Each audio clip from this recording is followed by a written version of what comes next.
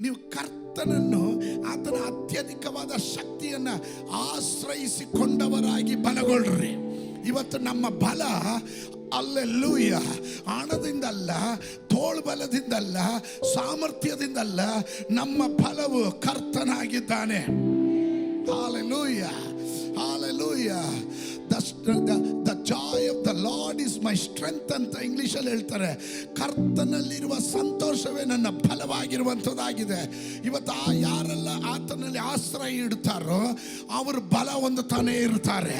ಇವತ್ತು ಯೇಸುವಿನ ನಾಮದಲ್ಲಿ.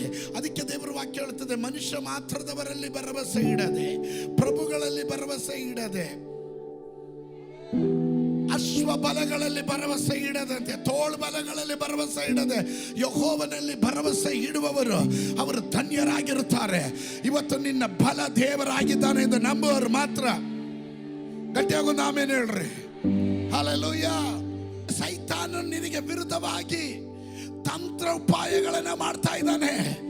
ಎಲ್ಲಿಂದ ಮಾಡ್ತಾನೆ, ಯಾವ ಆಂಗಲ್ ಅಲ್ಲಿ ಮಾಡ್ತಾನೆ ನಿನಗೆ ಗೊತ್ತಿಲ್ಲ. ಆದ್ರೆ ನಿನ್ನ ದೇವರಲ್ಲಿ ಆಶ್ರಯ ಇಟ್ಟಿರೋದ್ರಿಂದ ನಿನ್ನ ಒಳಗಡೆ ಒಂದು ಬಲ ದೇವರು ತುಂಬುತ್ತಾ ಇದ್ದಾನೆ. ನಿನ್ ಬಲಹೀನ ಆಗೋದಕ್ಕೆ ದೇವರು ಬಿಡೋದಿಲ್ಲ. ನಿನ್ನ ಆತ್ಮಿಕವಾಗಿ ತಣ್ಣಗಾಗೋದಕ್ಕೆ ದೇವರು ಬಿಡೋದಿಲ್ಲ. ನಿನ್ ಪುಷ್ಟಿ ಉಳ್ಳವನು, ಪುಷ್ಟಿ ಉಳ್ಳವಳಾಗಿರ್ತೀಯ ಎಂದು ನಂಬುವವರು ಮಾತ್ರ ಗಟ್ಟಿಯಾಗೊಂದು ಆಮೇಲೆ ಹೇಳ್ರಿ.